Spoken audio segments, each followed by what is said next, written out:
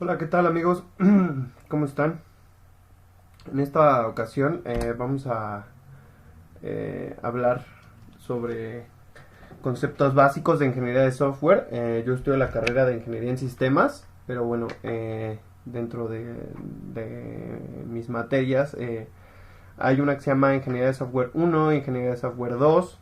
Entonces, bueno, ahorita estamos tomando o estoy tomando la clase de ingeniería de software uno, por lo cual quiero transmitir los pocos o sí, los pocos conocimientos que pueda tener sobre el tema. Vamos a ir revisando la presentación y bueno, voy a ir explicando los puntos que requieran un poco más de profundización. Bueno, tenemos funciones de un ingeniero de software. Hay o existe la carrera como tal de ingeniería de software, ya que es un universo, es un tema muy extenso, la ingeniería de software. Pero bueno, en términos generales, ¿qué es lo que debe hacer un ingeniero de software? Debe de conocer distintos métodos de modelado y diseño, eh, conocer o comprender y traducir requerimientos de usuario a especificaciones precisas. ¿Qué significa esto? Bueno, pues traducir lo que quiere el usuario a un modelo o un diseño en base a los requerimientos que este usuario nos dé. Debe de tener la habilidad de definir e interpretar los distintos niveles de abstracción en los diferentes estados del proyecto, desde el diseño al código. Construir modelos correctos, completos y precisos. Comunicación fluida con los demás miembros del equipo. Debe de tener capacidad para planificar tareas y manejar equipos de trabajo.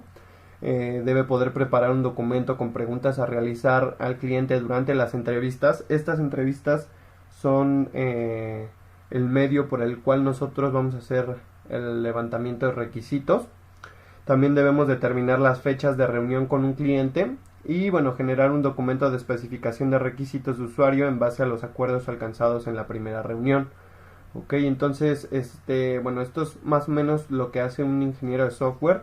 En sí lo que él busca es llevar a cabo un proyecto, ya sea mediante un equipo, liderando un equipo o por él solo.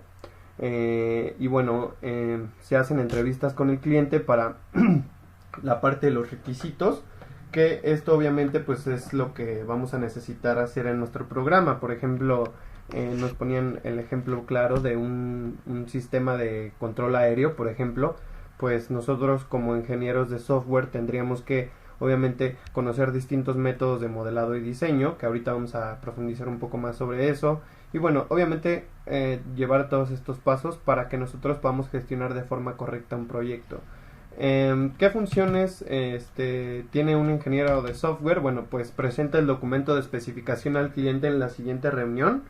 En este documento, bueno, pues se va a especificar punto por punto lo que se ha o a lo que se ha llegado mediante las conversaciones o entrevistas con el cliente, para que se especifique lo que se está como tal pidiendo y el cliente esté de acuerdo. De ser necesario realizar modificaciones en caso de que el cliente no esté de acuerdo, el documento de especificación de requisitos usuarios al documento de requisitos de usuario y presentarle al cliente en la próxima reunión el documento. No sé si se entendió, bueno, yo no lo entendí muy bien como lo dije ahorita, pero nos pide que repitamos esta actividad cuantas veces sea necesario. Vuelvo a explicar un poquito más o menos este punto. Una vez que nosotros vayamos levantando los requerimientos, debemos de ir llenando ese documento de especificación, de requisitos o requerimientos, como quieran verlo, y presentárselo, como les digo, al cliente, para que el cliente defina, pues mira, tomaste en cuenta todo lo que yo necesitaba, o a lo mejor pues esto no lo necesito, o a lo mejor no tomaste en cuenta un requisito que yo te estoy pidiendo, como por ejemplo en el caso del diseño del control aéreo, pues a lo mejor que queremos que ese control nos diga cuánta capacidad de gasolina tiene ese avión cuando aterriza, por ejemplo, y cuando despega. Entonces, por ejemplo, puede ser que ese requisito no lo hayamos tomado en cuenta. Entonces, ese requisito pues se tendría que agregar y mostrar el documento en la próxima reunión. En caso de que pues falte ese requisito, obviamente nos vamos a ayudar con el cliente. Estudiar la metodología del diseño. Bueno, pues hay varias metodologías para diseñar software. Vamos igual a profundizar un poquito más en ellas. Explorar las herramientas case a utilizar. generar los diagramas de arquitectura, revisar los diagramas de arquitectura con los diseñadores, de ser necesario realizar las modificaciones a los diagramas. Bueno, todos estos diagramas pueden ser, por ejemplo, diagramas de entidad de relación, diagramas o casos de uso, etcétera, etcétera. Presentar los diagramas de arquitectura finales, construir el documento de requisitos de software, revisar el documento con los ingenieros de aseguramiento de la calidad y el cliente realizando modificaciones de ser necesario. Es un poquito más o menos más de lo mismo. No importa que digamos nos tardemos unas 10-15 veces yendo con nuestro cliente para clarificar los puntos en cuestión de requisitos, porque bueno, mientras mejor comunicación tengamos con nuestro cliente, mejor va a ser la gestión de nuestro proyecto. Entonces aquí más o menos nos viene una actividad que en este caso nos piden realizar un mapa mental sobre las funciones de un ingeniero de software. Esto pues lo voy a nada más a acercar un poquito para que ustedes puedan verlo. Y bueno, más o menos nos ponen aquí un ejemplo de un mapa mental, ¿no? Este caso, pues, si ustedes quieren, háganlo. Les va a ayudar un poquito para ir clarificando los puntos que debemos de tener en cuenta. Y bueno, ¿qué funciones tiene un ingeniero de software? Conforme a las acciones que hace, bueno, va a entrevista al cliente y ayuda a identificar las necesidades que él tiene, verificar que los requisitos especificados son los correctos, identificar sus necesidades sería identificar los requisitos, y después tenemos que verificar que esos requisitos especificados son correctos y que no nos falta nada. También debemos de definir una estructura básica del sistema que incluya fuentes de información, módulos de procesamiento de información y resultados. Bueno, esto sería la parte estructural. También tenemos que hacer un análisis de los requisitos. Tenemos que analizar bien qué es lo que nos están pidiendo y entenderlo. También debemos de analizar la estructura básica del sistema. Y bueno, debemos de generar los diagramas de la arquitectura correspondientes. ¿Qué resultados esperan? Bueno, cuando entrevistamos al cliente, el resultado que esperamos es determinar las necesidades esenciales y no esenciales, así como las que son de segundo nivel. También, cuando vamos a verificar esos requisitos, pues tratamos de impedir la introducción de defectos tempranamente en la construcción del sistema. Por eso es que deben de estar verificando constantemente los requisitos. Se debe de construir el documento de requisitos de usuario. Bueno, eso una vez cuando definamos la estructura básica, eso es para construir el documento de requisitos de usuario. Cuando realizamos el análisis de esos requisitos, estamos tratando de establecer una estructura básica inicial del sistema, que sería lo más general. Cuando analizamos la estructura básica del sistema, pues tratamos de establecer interacciones, interrelaciones y contextos de dicha escritura, o los contextos de dicha estructura. Cuando generamos los diagramas de arquitectura, se espera definir la especificación de la arquitectura del sistema en forma de un documento técnico comprensible. Y bueno, aquí podemos ver cuáles son las competencias personales. En este caso, la gestión de proyectos, la alta compatibilidad, la alta capacidad de análisis, perdónenme, un método proactivo, metódico y negociador. Debemos de ser siempre proactivos, metódicos, tener metodologías, buenas prácticas y tener una buena comunicación y negociación con nuestro cliente. Tenemos que también tener buenas relaciones interpersonales. Esto siempre nos va a ayudar tanto con los clientes como con algún amigo, alguna persona que a lo mejor nos pueda sacar de un problema gracias a la buena relación que ustedes tengan con ella. Obviamente se requiere mucho trabajo en equipo, mucho trabajo bajo precisión, o sea, esto es realmente pues parte de la ingeniería, que cualquier trabajo se haga con una alta precisión para obtener resultados pues certeros. Igual debemos de tener una flexibilidad ante los cambios, por cualquier tipo de problema, no debemos de ser tan rígidos. Debemos orientar el trabajo a la construcción de los objetivos del grupo, ¿ok? A la consecución, perdón. También tenemos que tener la disposición de colaborar con otras personas, igual ser innovadores y prácticos y bueno, buscar siempre alternativas de solución. Algunos lenguajes de programación, bueno, generaciones de lenguajes de programación. La primera generación sería el lenguaje máquina, específico para cada procesador, uso de código binario. La segunda parte sería el ensamblador, que es un lenguaje segundo nivel, que es uso de nomenclaturas que abstraen el lenguaje de máquina, mnemotecnias, perdón. Este es un lenguaje un poco más entendible para el humano. Está el de tercera generación o el de tercera generación, que es el de alto nivel, que es como Java, C, etcétera, etcétera. Lenguajes estructurados con comandos cercanos al lenguaje natural. El de cuarta, el de propósito especial, que son programas orientados a programas específicos. Y la quinta, que son los naturales, que incluye la inteligencia artificial y sistemas expertos. Lenguajes de programación, bueno, aquí tenemos un ejemplo.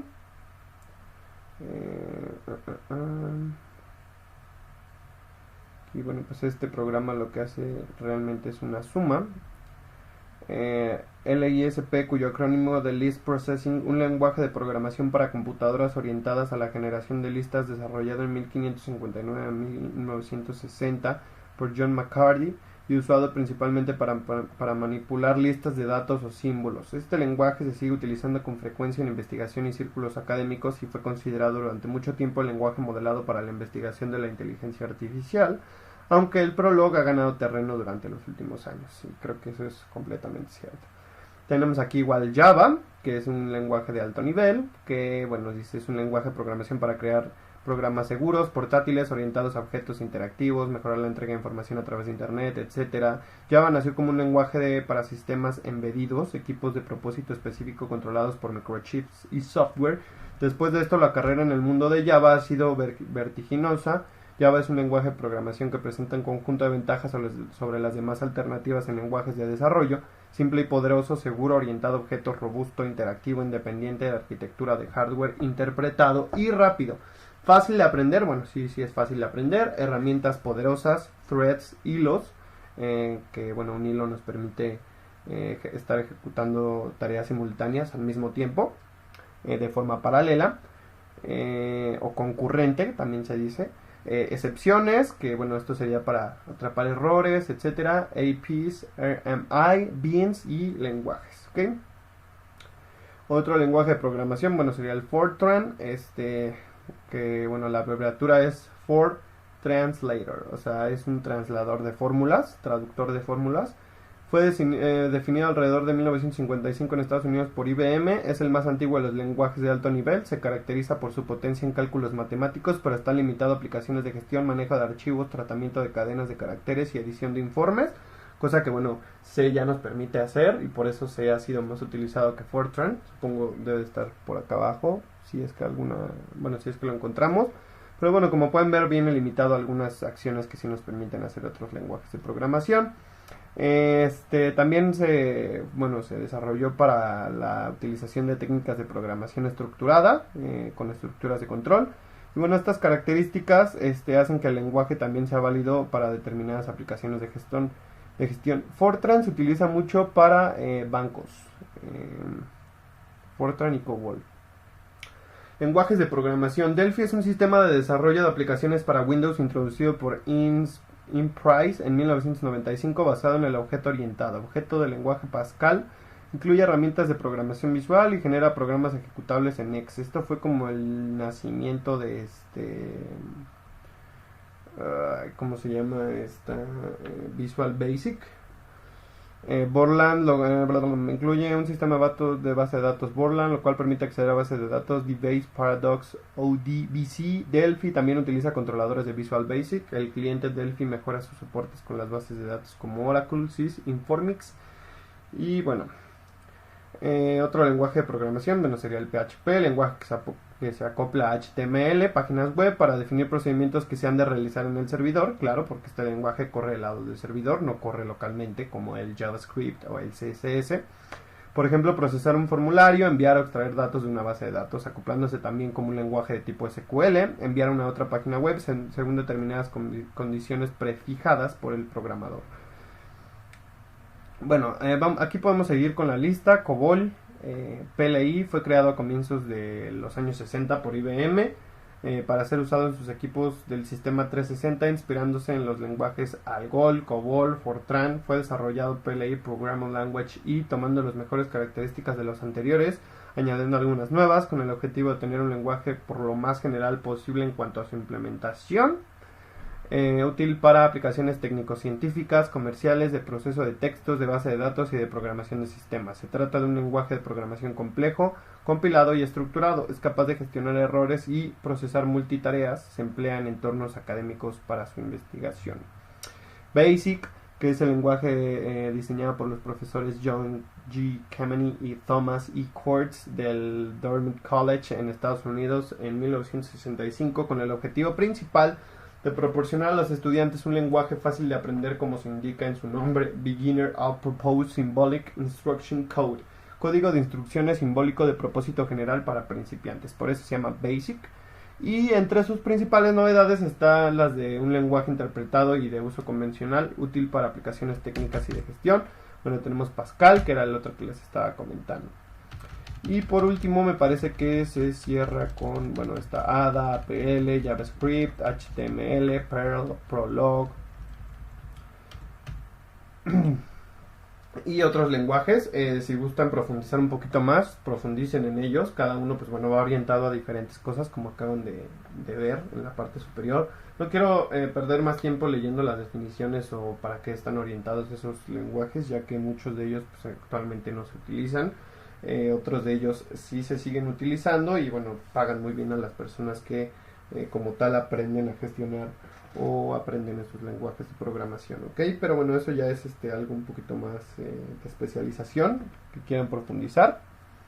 Y bueno, vámonos, ¿qué es un tipo de computadora? Bueno, es una supercomputadora, es del tema de tipos de computadoras. Es una computadora que se crea para ser muy veloz, puede manejar tareas complejas y problemas de computación intensiva, utiliza miles de microprocesadores, ejemplo, cálculo molecular, modelos atmosféricos, descifrado de códigos. Esto utiliza mucha potencia en matemática, por lo cual estas supercomputadoras pues bueno, pueden satisfacernos al momento que nosotros estemos utilizándolas para hacer este tipo de tareas.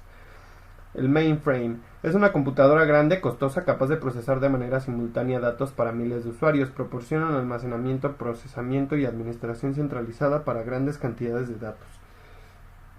Los mainframes, pues por lo que yo entiendo, se utilizan para data centers, donde pues se están administrando y centralizando grandes cantidades de datos. Tenemos, bueno, el servidor, que es una computadora que sirve a otras en una red para abastecerlas de servicios. Tenemos la estación de trabajo o PC, potente computadora de escritorio que se utiliza para tareas de alto rendimiento que requieren velocidad de procesamiento. Contienen a veces más de un microprocesador. En este caso, bueno, pues las normales contienen uno. Bueno, esto sería una especie de estación de trabajo, como lo puede ser una computadora pues de alto costo, pero igual yo lo catalogaría como una PC. Tenemos igual la computadora personal o PC, que es una computadora personal que tiene solamente un microprocesador diseñado para satisfacer necesidades de cómputo para un individuo, o sea, problemas de ofimática, ese tipo de cuestiones que diariamente estamos interactuando. Y bueno, ¿qué tipos de software tenemos? Tenemos software de sistema, software de aplicación, software de ingeniería o científico, software de empotrado y software basado en web, además de software de inteligencia artificial. Bueno, aquí yo no les voy a leer las definiciones, más bien les voy a explicar un poquito de qué es cada uno. El software de sistema sería, por ejemplo, todos los programas que tenemos en nuestro Windows o en nuestro Linux, que ya vienen por defecto en el sistema, como lo puede ser las utilerías, editores, por ejemplo, bloc de notas, intérpretes para ejecutar algún tipo de programa, compiladores. Muchas veces los sistemas operativos de Linux ya traen un compilador. Entonces este tipo de programas serían software de sistema. El software de aplicación, bueno, son programas que pues digamos tienen o fueron hechos para una cierta tarea, como lo puede ser hojas de cálculo, Word para un procesador de textos, como lo puede ser una calculadora, etcétera. El software de ingeniería o científico, bueno, pues esto sería como MATLAB.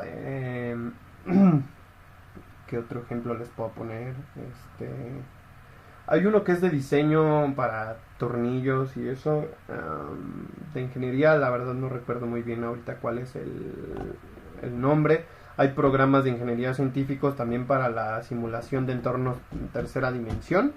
El software empotrado, bueno, antes de terminar, bueno, es todo lo que tiene que ver con software para estudiar, por ejemplo, este tipo de temas. Hay mucho software con el cual se puede catalogar como ingeniería científico. Si quieren, busquen en internet ejemplos, hay muchísimos. El software empotrado, bueno, pues sería el software que reside en una memoria, digamos solo de lectura, y estos son los que vienen empotrados en máquinas, por ejemplo, en refrigeradores, en hornos de microondas, en lavadoras. Este es el software empotrado. Este software, digamos, que controla el funcionamiento de lo que tengamos a la mano. Por ejemplo, en este caso un microondas que tiene ahí un pequeño panel para poner el tiempo que queremos cocinar o el tipo de comida que queremos cocinar. Todo eso, bueno, pues eso es software empotrado. Software basado en web, bueno, pues sería todo lo que conlleva hipertextos, hipervínculos. También no sé si sea lo mismo aplicaciones web, pero bueno, si lo vemos así, pues serían todo el software que está basado en, ahora sí que como su nombre lo dice, en web. Por ejemplo, una red social pues sería un software basado en web a final de cuentas.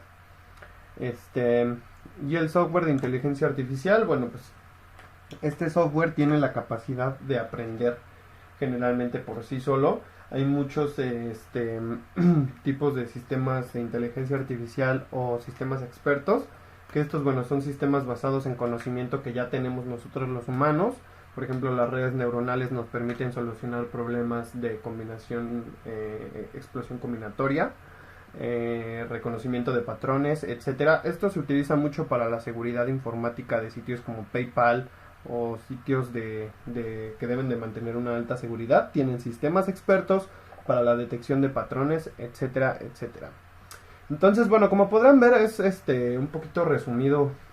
Es, bueno, un largo video en donde trato de explicarles, pero bueno, es un poquito resumido todo lo que les quiero transmitir. Traté de resumirlo. También, bueno, esto lo hago porque me sirve mucho de estudio para reforzar los temas y también para pues pasar la información a mucha gente que pues, no tiene lamentablemente el acceso a una escuela o a la educación como tal, ya que son carreras pues, costosas, la verdad. Pero bueno, ya saben, esto es más bien para ustedes, para que aprendan, para que vayan viendo si les interesa estudiar tanto la carrera de ingeniería de software como ingeniería en sistemas o informática, que a final de cuentas van ligadas. Y bueno, para que aprendan un poquito más, ¿no? Sin más, bueno, yo soy Sesima Tutorials PC y me despido. Nos vemos la próxima. Espero que les haya gustado este video. Cualquier cosa, pues comenta abajo en los comentarios. Estos videos son más de carácter científico, por lo cual pues no espero que tengan millones de views, pero bueno, sí los subo para que pues, la gente que esté buscando sobre el tema o quiera estudiar un poco y no tenga los recursos como tal o no sepa por dónde empezar, bueno, pues aquí es una buena pauta. Nos vemos en el próximo tutorial y chao.